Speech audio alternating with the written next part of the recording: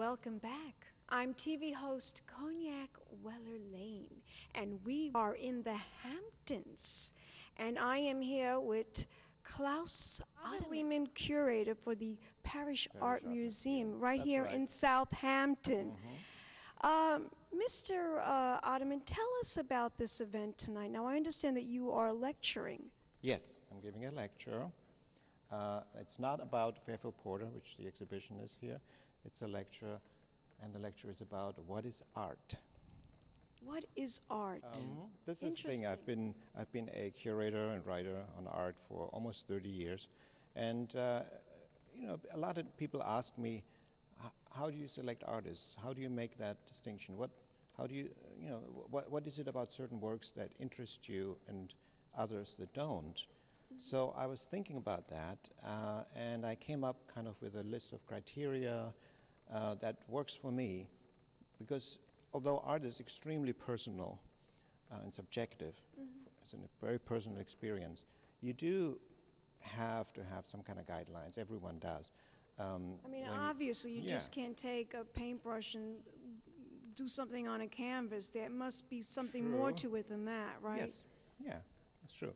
So I'll be talking about that, and probably talking more about what is not art than what is art, which is a little easier. And today, we have such a confluence of entertainment and art and fashion, and so many overlaps in advertising, and there's so much creativity everywhere that sometimes it becomes difficult to distinguish, is this still art or is this something else? Where's the border? Is there a border? Should there be a border? And there's a lot of gray in between, right? Gray area, yeah, in between. And artists are influenced by what's going on in entertainment, in advertising, and so forth. I know, I see it. I mean, I'm involved with artists and fashion designers and filmmakers and all kinds of wonderful, interesting people, as yourself, that consider themselves to be artists. Right, and vice versa. There's you watch television, you see commercials that kind of imitate art, so it's, and then there's crossover. Of course, the museums have fashion departments. They have a design department. There's arts and crafts museums. There's outsider art. There's all kinds of things that are going on. And so how do you deal with that? Clearly, art is not just a painting in a frame, but is everything art? Is everyone an artist or not? So I happen to be kind of an idealist, more conservative in a way, and I do believe that there's something very special about art. Art is the only truly autonomous form of creativity. There's no function to art. There's you can do whatever you want. That's not necessarily true for some other things. A dress needs to fit. A handbag needs to be part of the ensemble. Yeah, right. Absolutely. Jewelry can't be as heavy, so you can't put it around your neck. And it can be extremely creative, but on the other hand, there's certain limitations. There has to be a purpose, too. There has to be also a purpose behind the art. Am I right? But there's artists who make dresses that nobody can wear.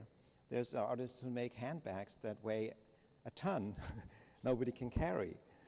I think it's an interesting question. And I'm not lecturing in the sense that I'm saying, oh, I'm the only one knowing what is art and what is not art. Interpretation of what you think art really is. And just to have people, think a little bit about what does it mean, when they take out their Murakami Louis Vuitton bag, or the Murakami designed bag, and figure is, well, am I actually carrying a work of art around with me, or is it really just a handbag, even though it's a rather expensive one? Where does your love of art come from?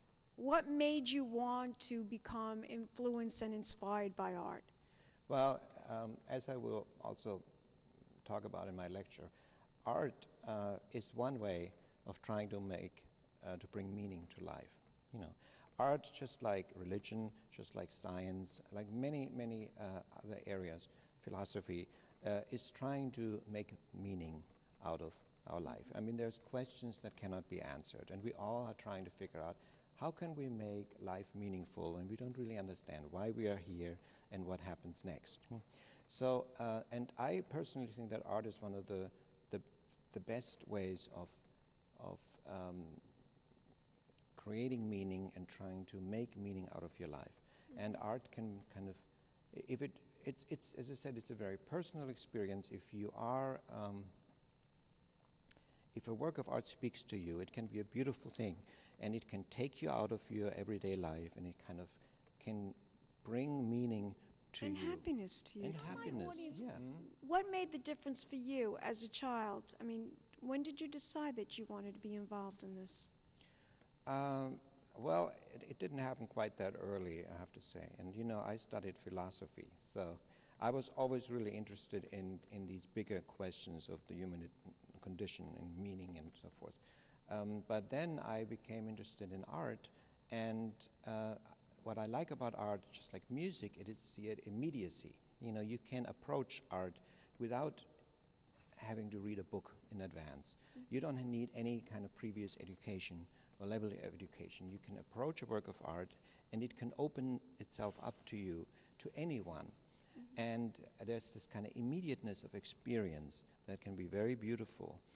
You can also have that when you listen to music, because it just goes in, you know, and it's more immediate than, say, reading a book where you have to read letters and translate them into something, and you know, so it's a little less, a little more distance. So art is very beautiful in that sense.